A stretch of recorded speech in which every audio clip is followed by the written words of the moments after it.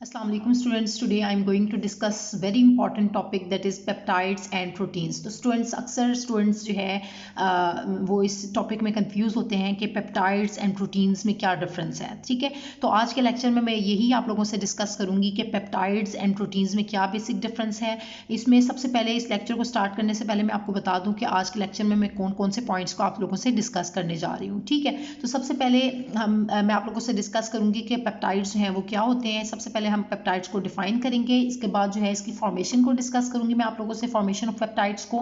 इसके बाद third point पे मैं आप लोगों से पॉलीपेप्टाइड को जो है वो डिस्कस करूंगी कि पॉलीपेप्टाइड क्या होता है। ठीक है, और फोर्थ पॉइंट पे मैं आप लोगों से प्रोटीन को डिस्कस करूंगी। तो स्टूडेंट्स फिर लास्ट में मैं इनका जो है वो डिफरेंस भी बताऊंगी कि इनमें क्या डिस्टिंक्शन है, क्या किसको आप पॉलीपेप्टाइड कहते हैं और प्रोटीन जो है वो क्या होती है। ठीक है, इनमें डिफरेंस भी मैं आप लोगों से डिस्कस करूंगी। तो स्टूडेंट्स स्टार्ट लेते हैं। मैं सबसे पहले अपने फर्स्ट पॉइंट की तरफ आती हूँ, पेप्टाइड्स की तरफ। तो पेप्टाइड्स क्या होते हैं, इसको हम सबसे पहले डिफाइन कर लेते हैं। तो स्टूडेंट्स पेप्टाइड्स क्या है, ये इसकी डेफिनेशन क्या है कि the compounds which are formed by condensation of two or more same or different alpha amino acids, they are called as peptides. तो इसमें 3 से 4 बातें आपने याद रखनी है कि स्टूडेंट्स क्या कि ऐसे कंपाउंड्स जो कि किस तरह से बनते हैं, फॉर्म बाय कंडेंसेशन। ठीक है, ये कंडेंसेशन प्रोसेस होता है। कंडेंसेशन कैसे होती है कि जब 2 या 2 से ज़्यादा, ठीक है, हम सेम भी हो सकते हैं और डिफरेंट भी हो सकते हैं आपके पास अल्फा अमाइनो एसिड्स। ठीक है, मैंने क्या बताया कि एक तो ये कि कंडेंसेशन होगी, इनके आपस में मिलेंगे कैसे, 2 या 2 से ज़्यादा आपके अल्फा अमाइनो एसिड्स वो सेम भी हो सकते हैं और डिफरेंट भी हो सकते हैं।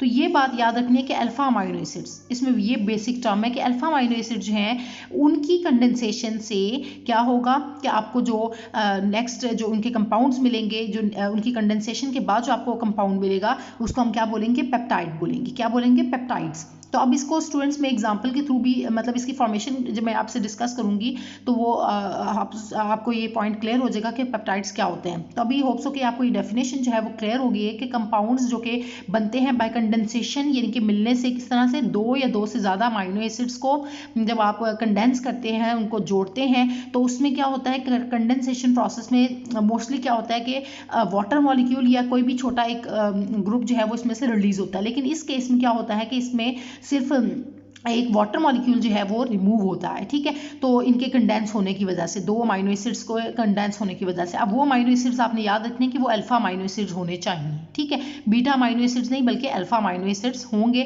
दे आर कॉल्ड एज पेप्टाइड्स। अब इनकी फॉर्मेशन जो है वो आपने याद रखनी है कि फॉर्मेशन कैसे होगी। फॉर्मेशन ऑफ पेप्टाइड्स को मैं आप लोगों से डिस्कस करने जा रही हूँ। तो स्टूडेंट्स होता ही है कि during peptide formation carbonyl group of 1 amino acid react with amino group of another amino acids. तो इसमें क्या है कि 2 बातें इसमें भी आपने याद रखनी है, 2 पॉइंट्स कि एक कार्बोनाइल ग्रुप है, कार्बोनाइल ग्रुप यानी कि C double bond O group, इस ग्रुप को हम कहते हैं कार्बोनाइल ग्रुप। ये एक अमाइनो एसिड का कार्बोनाइल ग्रुप आपने लिया, रिएक्ट करेगा amino group of another amino acid से। ठीक है, वो अमाइनो ग्रुप यानी कि NH2 ग्रुप से रिएक्ट करेगा अमाइनो एसिड के। तो इससे क्या होगा कि वाटर मॉलिक्यूल इज एलिमिनेटेड। तो यही मैं आपसे भी डिस्कस कर थी कि कंडेंसेशन में क्या होता है कि स्मॉल जो मॉलिक्यूल ऑफ वाटर है वो इसमें एलिमिनेट हो जाएगा। तो उसकी वजह से क्या होगा, ये जो अमाइनो एसिड्स हैं वो आपस में फिर एक दूसरे के साथ कंडेंस हो जाएंगे, मिल जाएंगे, और उसके रिजल्ट में जो है पेप्टाइड जो है उनकी फॉर्मेशन होगी पेप्टाइड्स की। और इस बॉन्ड को हम क्या कहेंगे, पेप्टाइड बॉन्ड कहेंगे, पेप्टाइड लिंकेज कहेंगे। तो इस जो है वो इसको पॉइंट को मैंने डिस्कस करना भूल गई स्टार्ट में कि मैंने आपको ये भी आप लोगों से आज के लेक्चर में डिस्कस करना था कि पेप्टाइड बॉन्ड क्या होता है या पेप्टाइड लिंकेज जो है वो क्या है। तो इसको हम स्टूडेंट्स में अब इसकी फॉर्मेशन को आप लोगों से डिस्कस करने जा रही हूँ। तो साथ में रिएक्शन के थ्रू हम देख भी लेते हैं और पेप्टाइड बॉन्ड की फॉर्मेशन भी देखेंगे। तो स्टूडेंट्स ये आप देख रहे हैं कि आपके पास जो है ये एक इक्वेशन नज़र आ रही है, आपको ये एक रिएक्शन नज़र आ रहा है। तो इसमें आप देख रहे हैं कि ये एक अमाइनो एसिड है। ठीक है, आपके पास अमाइनो एसिड एक ये है और दूसरा ये अमाइनो एसिड है। ठीक है, 2 अमाइनो एसिड्स आपने ले लिए हैं। ठीक है, तो इसमें आप देखें कि ये एक कार्बोक्सिलिक एसिड है और दूसरे साइड पे अमाइनो ग्रुप लगा हुआ है, और एक साइड पे R ग्रुप है और एक हाइड्रोजन एटम जो है वो इस कार्बन के साथ अटैच्ड है। एक ये अमाइनो एसिड हो गया, इसी तरह दूसरा अमाइनो एसिड आपने ले लिया।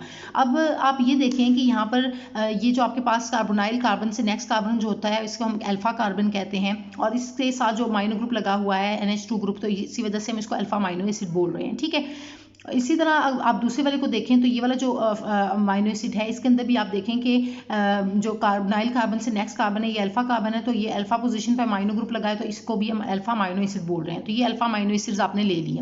अब क्या हो रहा है कि जो आपके पास जो कार्बोक्सिलिक एसिड है इसका जो कार्बोक्सिलिक एसिड का जो OH ग्रुप है, ठीक है, यहाँ से जो कार्बोक्सिलिक एसिड में से OH ग्रुप निकल जाएगा और आपका जो अमाइनो ग्रुप है NH दूसरे अमाइनो एसिड का जो है अमाइनो ग्रुप में से हाइड्रोजन एटम जो है वो रिमूव होगा। ठीक है, एक दफ़ा रिपीट कर देती हूँ कि आपका जो कार्बोक्सिलिक एसिड, एक अमाइनो एसिड का जो कार्बोक्सिलिक एसिड है, कार्बोक्सिलिक एसिड जो ग्रुप है उसमें से OH ग्रुप रिमूव होगा और जो आपका जो दूसरा अमाइनो एसिड है उसमें से हाइड्रोजन एटम जो है वो रिमूव हो जाएगा। ठीक है, हाइड्रोजन एटम रिमूव होगा। जब इनकी रिमूवल होगी यानी कि ये दोनों मिलेंगे तो यहाँ से आप देख रहे हैं कि ये वाटर मॉलिक्यूल है, एक H और ये OH, तो H2O बन जाएगा। तो ये वाटर मॉलिक्यूल यहाँ से रिमूव हो जाएगा। ठीक है, ये आप देख रहे हैं कि H2O जो है वो यहाँ से रिमूव हो रहा है। अब क्या होगा कि C डबल बॉन्ड O किसके साथ अटैच हो जाएगा, कनेक्ट हो जाएगा NH के साथ, यानी कि ये आपस में कंडेंस हो जाएंगे, मिल जाएंगे। ठीक है, by the after the removal of water molecule, जब वाटर मॉलिक्यूल रिमूव हो जाएगा तब आपस में ये कंडेंस हो जाएंगे।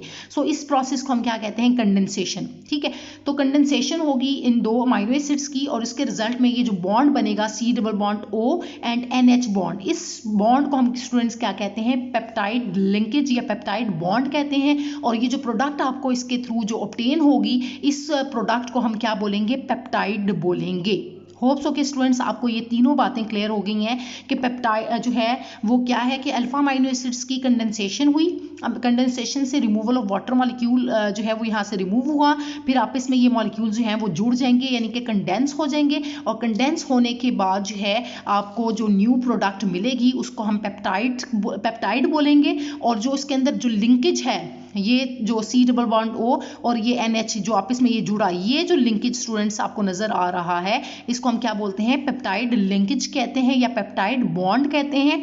और ये जो ओवरऑल प्रोडक्ट बनी है ये एज इट इज आपने उठा के लिख देना है कि ये NH2 as it is CHR, ये as it is C double bond O, यहाँ तक एज इट इज। फिर उसके बाद ये जो वाटर निकलने के बाद ये इसके साथ कनेक्ट हो गया, ठीक है, NH के साथ, और फिर बाकी पार्ट एज इट इज आपने लगा दिया। ठीक है, सो ये जो प्रोडक्ट मिली इसको हम क्या बोल रहे हैं, पेप्टाइड बोल रहे हैं। अब आप पेप्टाइड क्यों लिखा है यहाँ पर, क्योंकि आप देख रहे हैं कि एक पेप्टाइड लिंकेज जो है वो इसके अंदर मौजूद है, तो सिंगल पेप्टाइड लिंकेज मौजूद है तो आप पेप्टाइड। इसी तरह अगर ए पेप्टाइड, अगर दो पेप्टाइड लिंकेज इसी तरह से C double bond O NH होंगे तो हम उसको क्या कहेंगे, डाई पेप्टाइड। अगर 3 होंगे तो बोलेंगे ट्राई पेप्टाइड। अगर ये जो लिंकेज हैं वो 4 होंगे तो हम बोलेंगे टेट्रा पेप्टाइड। तो इस तरह नेम्स हैं वो इसके चेंज होते जाएंगे। ठीक हो गया स्टूडेंट्स।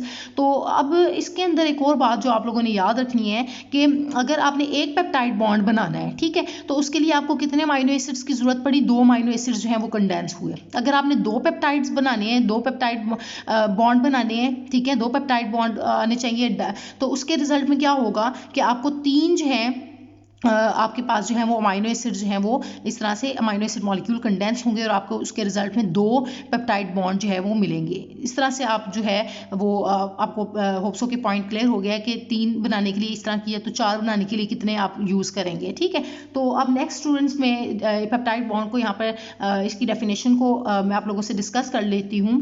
द लिंकेज या the bond which is produced between carbonyl group of N acid, carbonyl group था ये आपका एसिड का, C double bond OH group, carbonyl group of an acid and NH group is called and NH group, ठीक है, carbonyl group में से OH group लिया और अमाइनो ग्रुप का NH ग्रुप जो है इसके दरमियान में जो बॉन्ड बना C double bond O and NH, इसकी बात हो रही है। Carbonyl group of carboxylic group of acid and amino group यानी कि NH ग्रुप लिया आपने दूसरे अमाइनो एसिड का, तो इसके हम क्या कह रहे हैं, पेप्टाइड लिंकेज कह रहे हैं और पेप्टाइड बॉन्ड या इसको पेप्टाइड बॉन्ड भी कहते हैं। तो होप्स ऑफ स्टूडेंट्स ये जो फॉर्मेशन है, फॉर्मेशन ऑफ पेप्टाइड, ये मैंने आपसे डिस्कस की, ये आपको क्लियर हो गई है। और इसके अलावा जो टर्म है पेप्टाइड बॉन्ड या पेप्टाइड लिंकेज जो मैंने आपसे डिस्कस की, ये भी आपको क्लियर हो गई है। तो अब स्टूडेंट्स मैं आती हूँ पॉलीपेप्टाइड्स की तरफ।